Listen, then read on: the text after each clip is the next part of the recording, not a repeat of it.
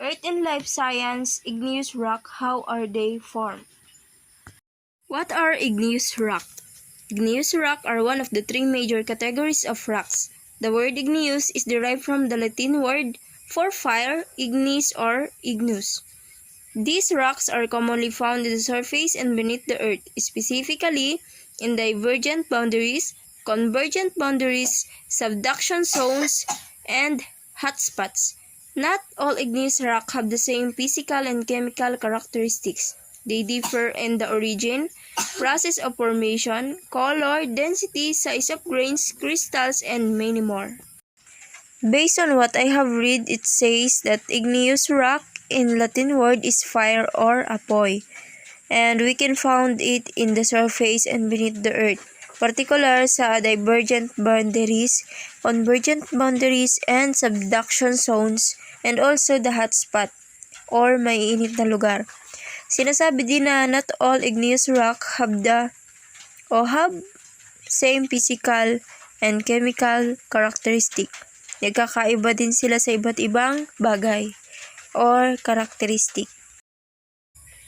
How are igneous rock formed? Igneous rock are formed through the process of solidification and crystallization of molten rocks, magma and lava. When hot molten rocks reach the surface of the earth, they undergo changes in temperature and pressure causing them to cool, solidify, and crystallize. Moreover, there are also solidification and crystallization magma beneath the earth. Nabuo daw ang igneous rock through the process of solidification o pagpapatag at pagiging crystal or crystallization of molten rocks that we called magma or lava. Kapag umiinit daw ang molten rocks and reach the surface of the earth, they changes in temperature and pressure na nagdudulot ng paglamig nito at nagiging solid. What are the types of igneous rock based on their formation?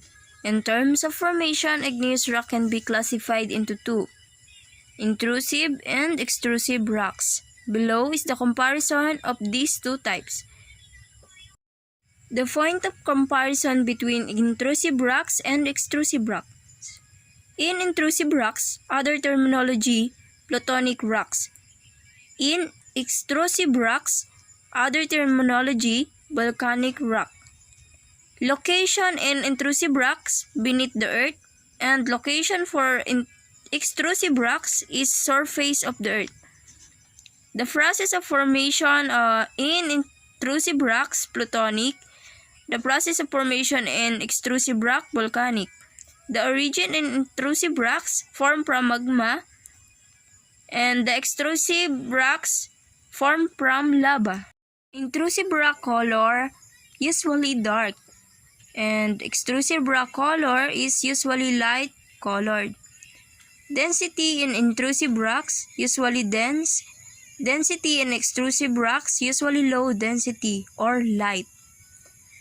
Composition in intrusive rocks, mafic, magnesium, and iron. While extrusive rocks, felsic, feldspar, or aluminum. Rate of cooling in intrusive rocks cools slowly, while intrusive rocks cools quickly with void or holes. Size of grains in intrusive rocks, large or coarse grains, while extrusive rocks is fine or small or no grains. The size of crystals in intrusive rocks, large crystal, while in extrusive rocks, small or no crystals. There are some examples of intrusive rocks and extrusive rocks. In Figure 1, the examples of extrusive rocks. First picture is gabbro, second picture is diorite, and the third picture is granite. Figure 2, the example of extrusive rocks. First picture is basalt, second is obsidian, third is rhyolite, and the fourth is scoria. What are the types of igneous rocks based on composition? Igneous rocks can also be classified according to their composition. They are composed of CiCO2 or silica, Not all igneous rocks have the same silica content. If there is oversaturation of silica in the magma, its mineral will precipitate. On the other hand, if there is undersaturation of silica in the magma, its mineral will not precipitate and will not be present in the igneous rocks. The viscosity of magma is also affected because of silica content. Maaaring maklasify ang igneous rock according to their composition. Also, igneous rock composed of Si02 or silica, but hindi lahat ng igneous rock ay same silica content.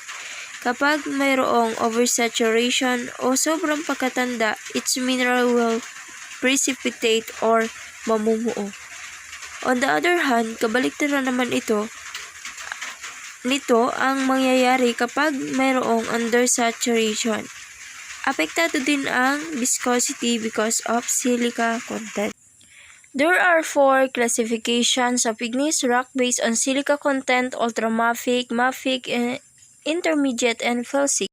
Number 1. Ultramafic igneous rock. They have a very low silica content, less than of 45% of silica. Before forming into igneous rocks, its magma has very low viscosity. Its color is ranged to black or peridotite to olive green or dunite. Their density is very high. They are rich in pyroxene and olivine minerals.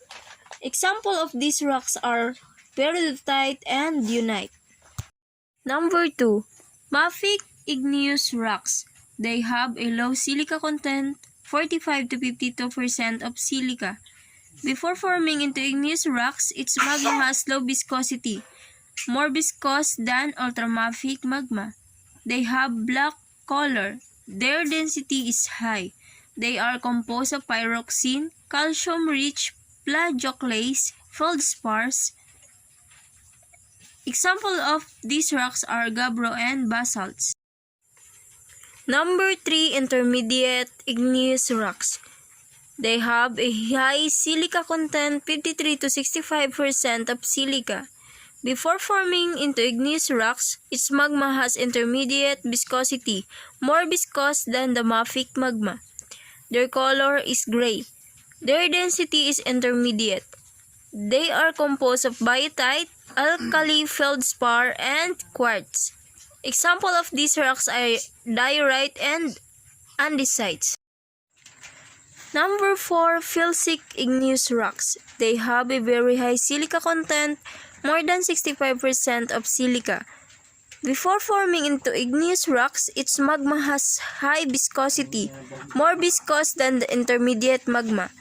They have light color. Their density is very low. They are composed of quartz and alkali feldspar. Example of these rocks are granite and rhyolite. As we can see in the table, the color of rocks ay tumitingkad from lightest to darkest. From felsic example, the rock is granite. Its silica content is 70 or the high silica. Its color is light color. While the silica content ay bumababa, ang kulay ay tumitingkad. Like in the ultramafic, its silica content is 40% or very low. Its color is turns to very dark. In figure 3, differences of igneous rock based on composition. Based on the illustration, you will notice the differences of these 4 classifications of igneous rock in terms of their color. Ultramafic has the darkest colors and felsic has the lightest color. To some, the higher the silica content is the lighter its color, while the lower the silica content is the darker its color. Does amount of silica affect the color of the rocks? Sinasabi na kapag mataas ang silica content, ang kanyang kulay ay mas magaan. While kapag naman mas mababa ang silica content, ang kulay niya ay turns to dark. Figure 4, differences of igneous rock based on composition in relation to silica content and temperature. This is another illustration showing the differences of ultramafic, mafic, intermediate, and felsic igneous rocks. Rocks types, kind, and percentage of minerals, percentage of silica content, and ranges of temperature. Felsic has highest silica content, while ultramafic has the lowest silica content.